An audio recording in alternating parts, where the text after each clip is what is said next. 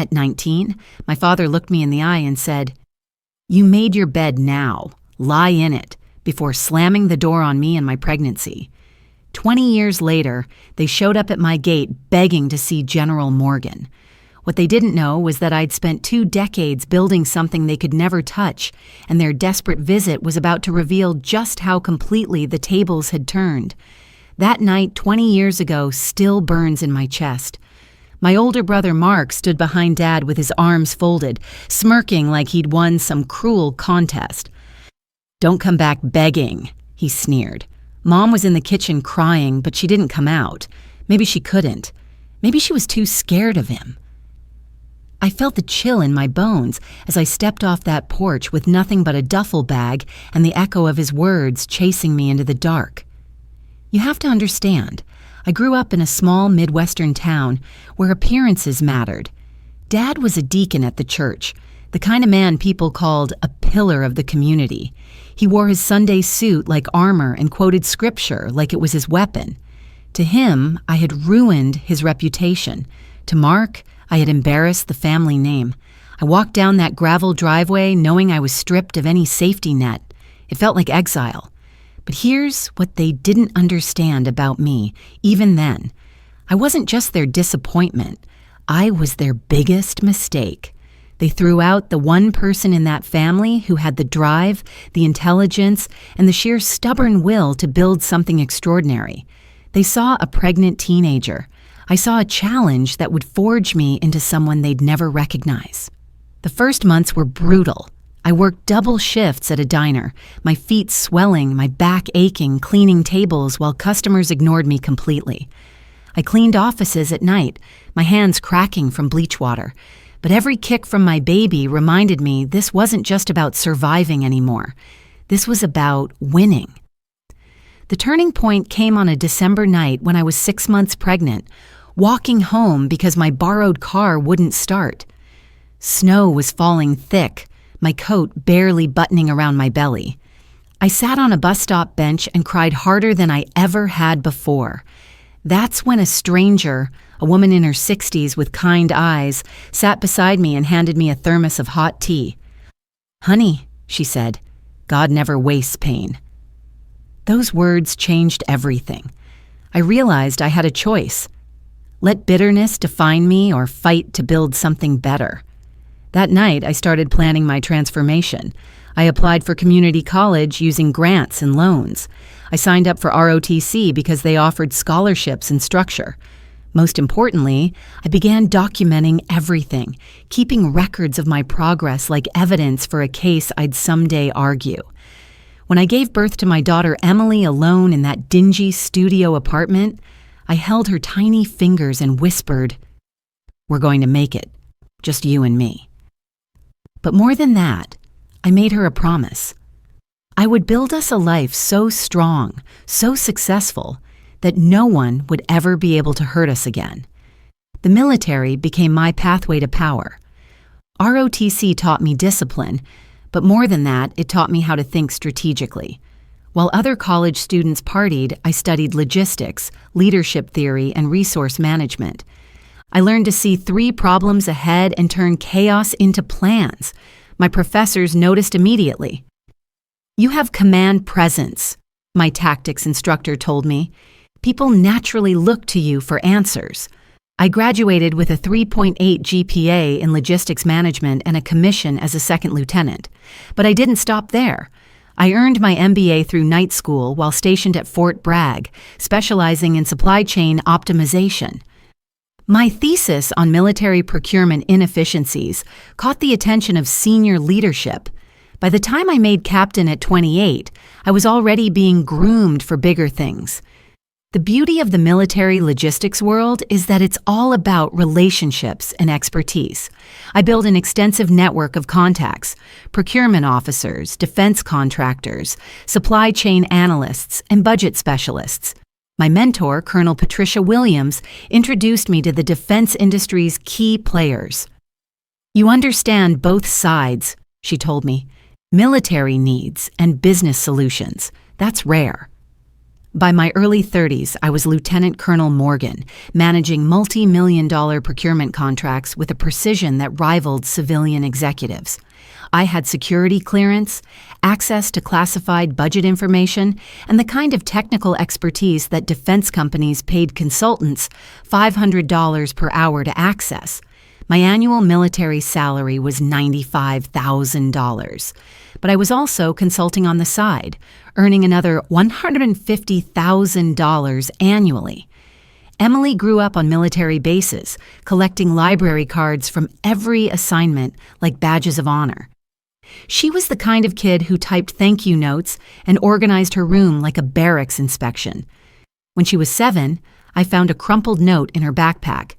"Bring your dad to lunch next Friday." Without hesitation, I wrote the teacher asking if I could come in uniform. The day I walked into that cafeteria, heads turned, then turned back respectfully. Emily took my hand like it was the most natural thing in the world. "This is my mom," she said without apology or explanation. I was promoted to colonel at 38, then selected for brigadier general at 42. The day I pinned on that single star, everything changed. Not just my salary, which jumped to $140,000 base, plus allowances, but my entire position in the world. I was now General Morgan, commanding 3,000 soldiers and managing a $200 million annual budget.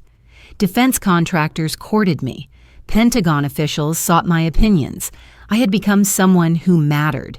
The promotion came with an unexpected perk, a house. Not military quarters, but an actual brick and glass home in a gated community, complete with grounds and a gatehouse. I hired help because the job demanded it, a housekeeper twice a week and Albert, who managed the gate and carried himself like a retired sergeant major. He called everyone sir and ma'am and kept meticulous records of every visitor. We didn't call him a butler. He called himself the keeper of lists. Meanwhile, my family had become strangers. For years, there was nothing from my father but silence. My mother learned email at the library and sent me awkward notes about weather and whether her geraniums survived frost.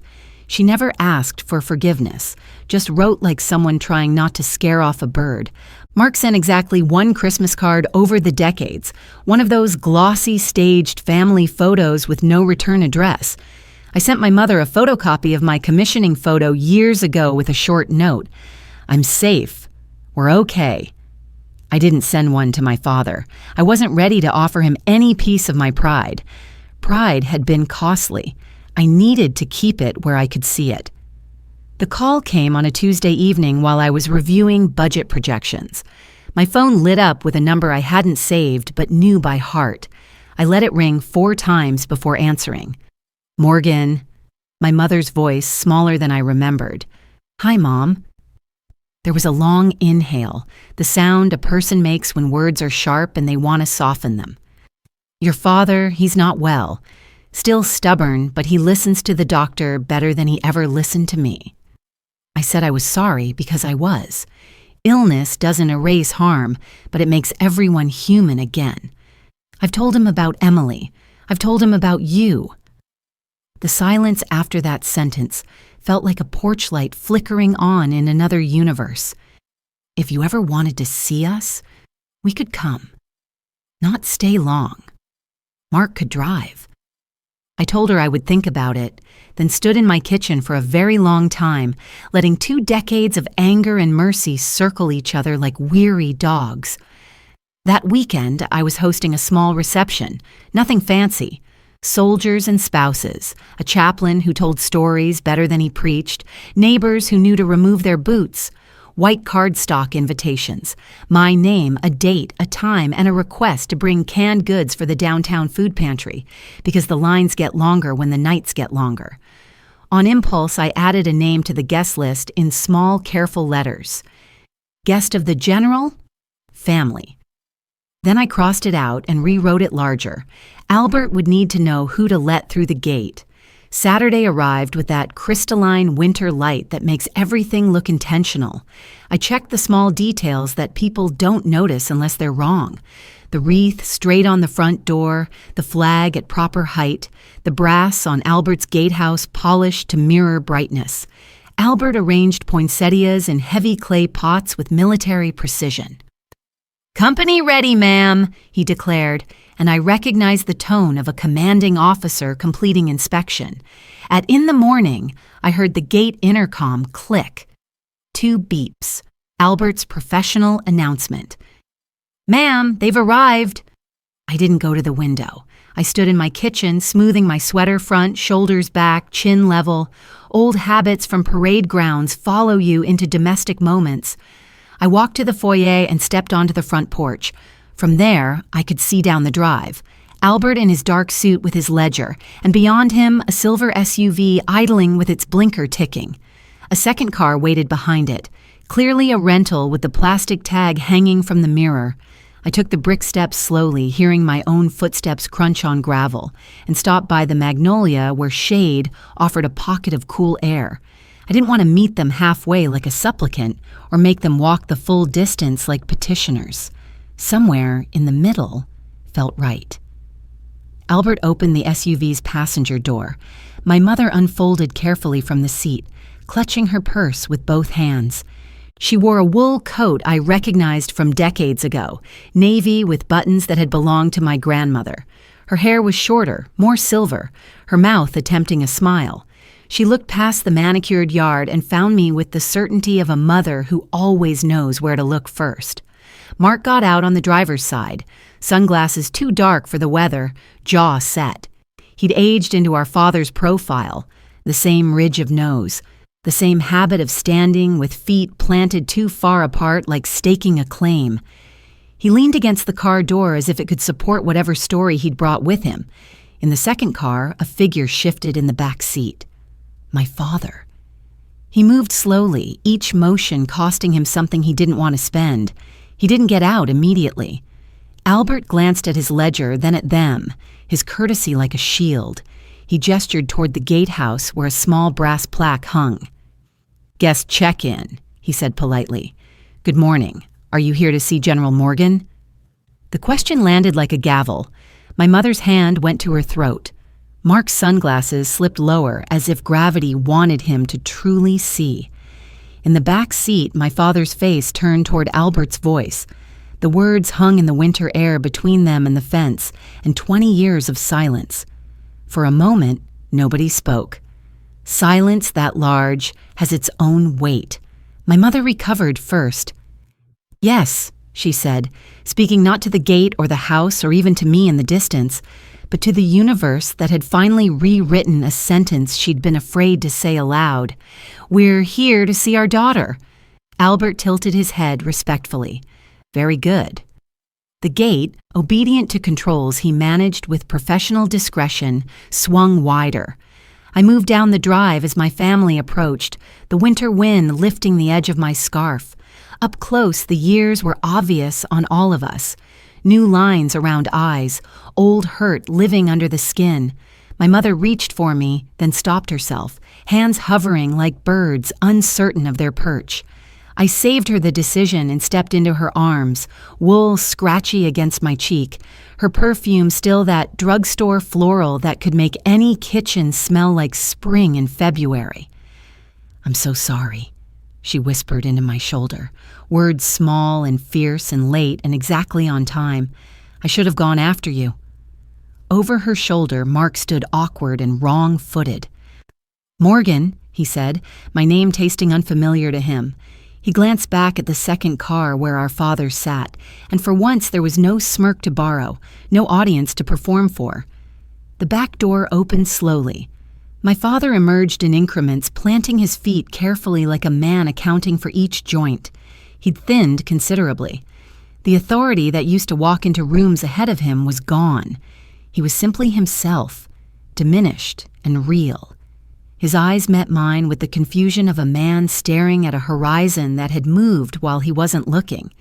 He came forward 3 steps and stopped, calculating, his old rule book containing no entry for approaching a daughter you exiled who now outranks every story you ever told about yourself. His mouth worked around words that wouldn't form. Those hands that had pointed and preached and pounded kitchen tables were empty now, hanging at his sides like tools without purpose. I spoke first because someone had to. "Thank you for coming." The sentence tasted like clean water. No sugar, no poison, just true. My father's mouth continued working around a reply. "General," he said, trying on a title that didn't belong to him, then quieter. "Morgan." It wasn't apology. It was orientation. He had to locate me in the world before he could attempt contrition. Albert, who could read situations like topographical maps, offered my mother his arm. "Ma'am, there's tea inside if you'd like to warm up." My mother's gratitude toward that simple kindness could have lit the holiday wreath. We started up the drive together with the awkwardness of people who shared history, but no rhythm. Emily's car turned in then, her face bright in a way that made me feel simultaneously ancient and ageless. She parked, assessed the scene in a single glance with the skills children of complicated families develop, and walked straight to my mother. "Hi, Grandma. I'm Emily." My mother's hand flew to her mouth, then to Emily's cheek, as if verifying both existence and warmth. "You're beautiful," she managed, stopping before saying, "Just like your mother," because humility had finally found her. We reached the porch. I held the door open. Heavy wood familiar in my palm, and my family stepped carefully into a house they had imagined as ruins and found as refuge. Inside, I excused myself to change clothes, not because I needed to prove anything, but because I wanted the truth visible. The dress uniform lay pressed on my bed, dark fabric with silver star catching winter light. Beside it, a small jewelry box with pearls that had belonged to Ruth, the church woman who'd fed us casseroles that first year and taught me that mercy sometimes comes baked in Pyrex.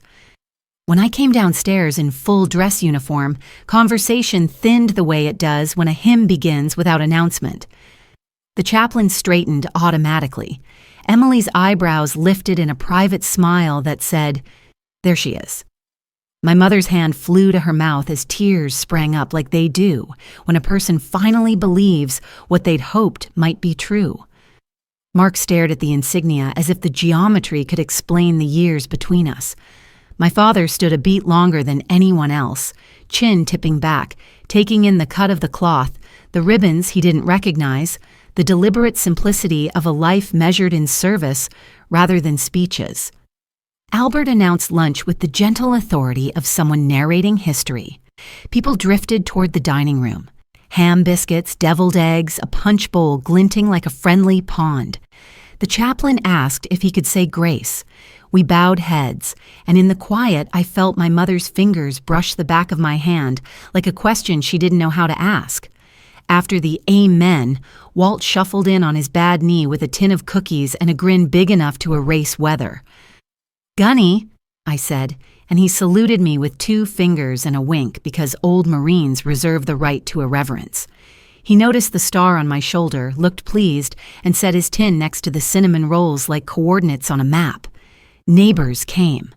A young captain from down the street balanced a baby on one hip and a plate on the other. The sergeant major handed Emily an envelope. "For the library. Large print westerns." I thought of her shoebox full of library cards from every base we'd lived on. For a few minutes, it felt like any December afternoon in a house that had learned the rhythm of the season. Then someone rang the bell, and the front door opened to a draft of cold air and a formation of white hats. Midshipmen from the Naval Academy's Glee Club in town for a concert, dropping off canned goods because the chaplain had mentioned our food drive. They filed in with cheeks pink from cold, suddenly aware they'd entered a room full of senior officers. The lead midshipman stiffened when he recognized my rank and barked a crisp, "Ma'am!" that ricocheted off the crown molding. I lifted a hand in that small, permissive wave that tells young leaders how to be both formal and human. at ease. Put the donations in the pantry, then fix yourselves plates. My father watched them move past him like a river he'd forgotten how to read. He glanced at Mark as if to say, "See?" Then at me, as if to ask how this had happened. I couldn't give him decades in a sentence, so I offered him an apple slice from the tray and the possibility of conversation. The chaplain was telling my mother about the downtown pantry, how the line had doubled since the plant closed. "She keeps it stocked," he said, tilting his head toward me. "Nobody knows how because she won't let us brag about her." My mother's lips pressed together in that look she gets when gratitude is too big for her mouth. Mark drifted to the mantel, examining photos like they might betray secrets. Me in field exercises during a rainstorm, Emily at a science fair with flour on her cheek, me in a hard hat at a clinic groundbreaking, a grainy snapshot of the old storefront church with folding chairs and a crooked cross. "So," he said finally, "you really built all this."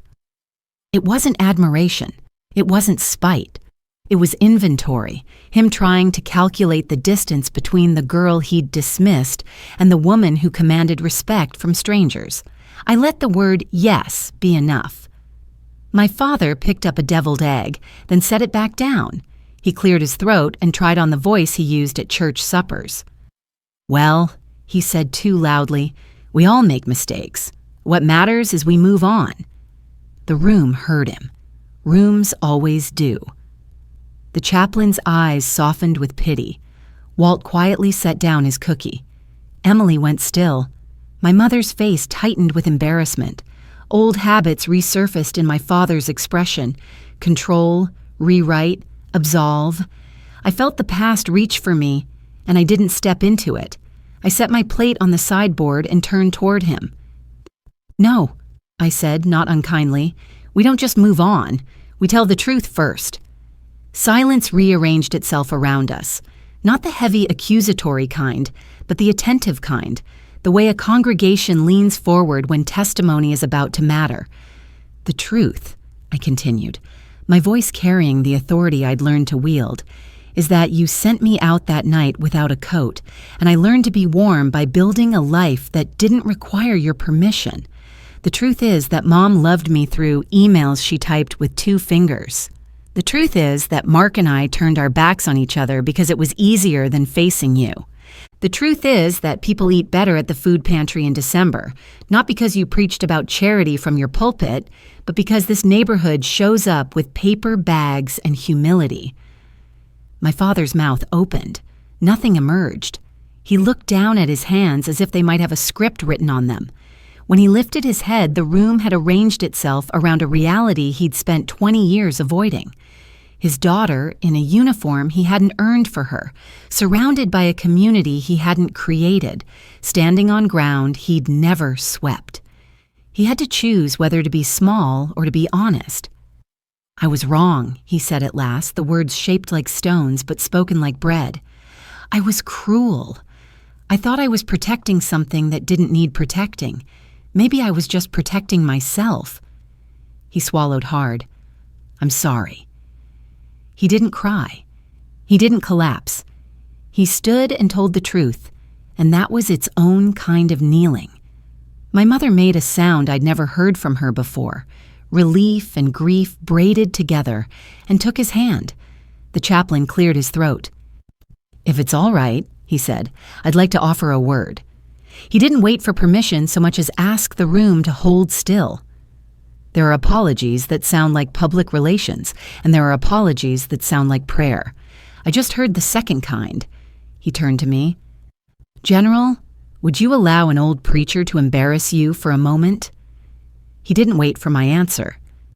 "Friends, this woman has funded our food pantry for 2 winters without letting me put her name on a single bulletin.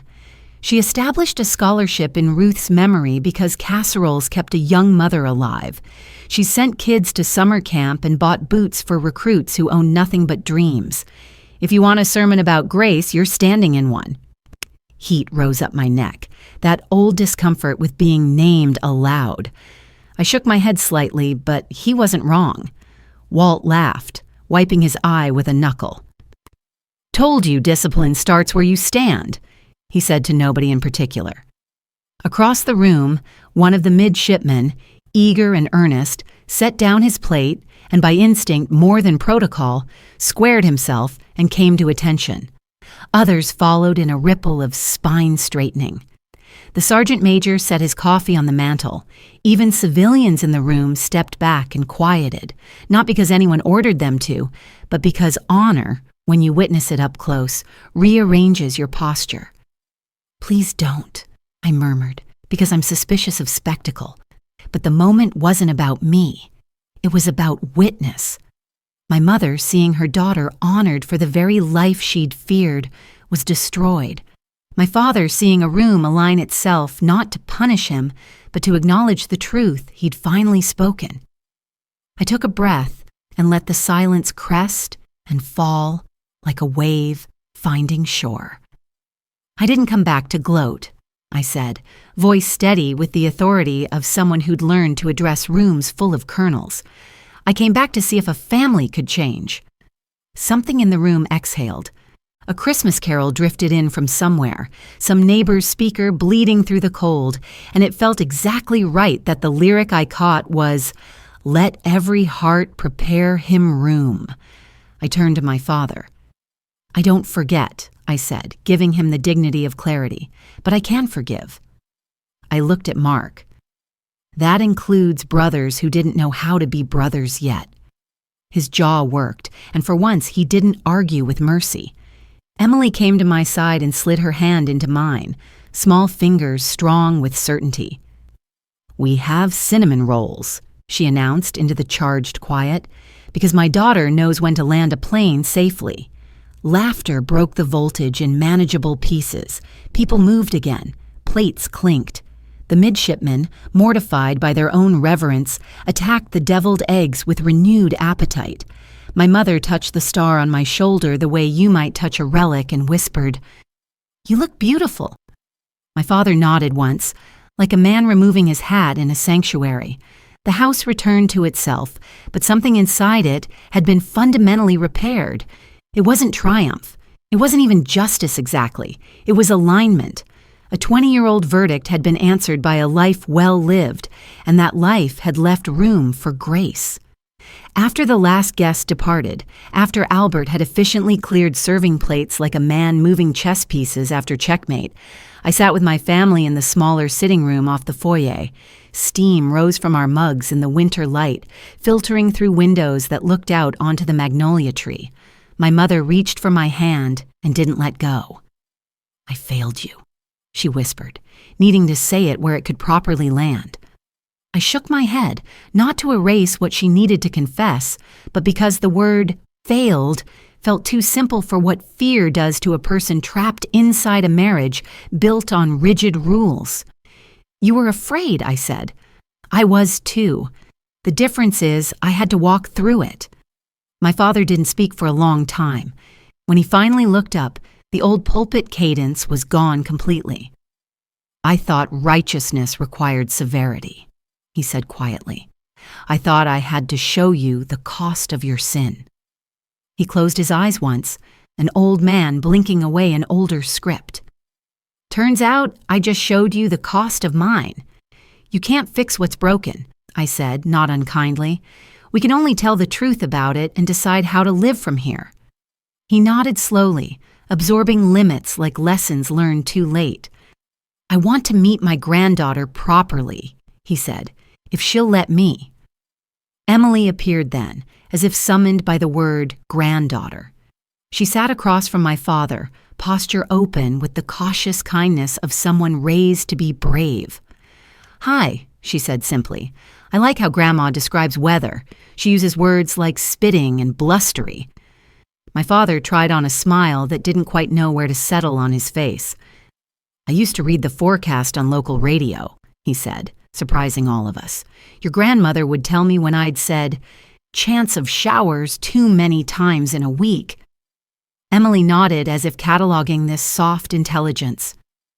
"You're welcome to read our weather anytime," she said. "We need more words for snow." When they finally left, driving away with their blinkers ticking into the soft winter darkness, Albert closed the gate and returned to the house with snowflakes on his shoulders. He consulted his ledger with professional satisfaction. "Ma'am," he said, "shall I note that reconciliation is in progress?" I laughed because he wasn't wrong and because some sentences managed to be both true and tender simultaneously. "Yes," I said, "but put it in pencil. We'll update as we go." Today, 3 years later, my father reads Emily weather reports over FaceTime every Sunday morning, inventing new descriptions for precipitation that make her laugh. My mother emails recipes she's never tried but thinks I might like. Mark sends actual letters now, written in his careful engineer's handwriting, about his kids and his job, and small observations about how the world looks different when you stop keeping score. I learned that the girl my father cast out on a cold November night didn't disappear. She transformed. The pain he thought would break me became the foundation for everything I built afterward. His rejection taught me self-reliance. His absence taught me to find family among people who showed up when it mattered. His silence taught me that my voice, when I finally found it, would carry the authority of someone who'd survived the dark and built her own light. The house with the gatehouse still stands, though Emily's away at college now, studying international relations with the same methodical precision she brought to organizing library cards. Albert still keeps his lists, still calls everyone sir and ma'am, still manages the details that let me focus on the larger mission of command. Some nights, standing at the kitchen window with tea cooling in my hands, I think about that 19-year-old girl sitting on a bus stop bench in December, crying in the snow, believing she had nothing left. I wish I could tell her that the man who threw her out was wrong about everything that mattered, that she would not just survive but triumph, that the child she carried would grow up strong and whole and proud, that the life she would build would be bigger and better than anything he could have imagined. But mostly, I wish I could tell her what that stranger told her that night with the thermos of tea and the kind eyes. God never wastes pain. Every tear she cried, every shift she worked, every night she studied by lamplight in that tiny apartment was building something extraordinary. The exile was not an ending. It was a beginning disguised as destruction. 20 years later, when my father finally said, "I'm sorry," it wasn't because he'd found his conscience. It was because he'd finally encountered the evidence of what he'd thrown away, and the mathematics of loss had become impossible to ignore. By then, his apology was just confirmation of what I already knew. I had won not by defeating him, but by becoming someone his rejection could never touch. The girl he cast out had become General Morgan, and General Morgan had learned to set tables big enough for forgiveness, even when forgiveness arrived 20 years too late.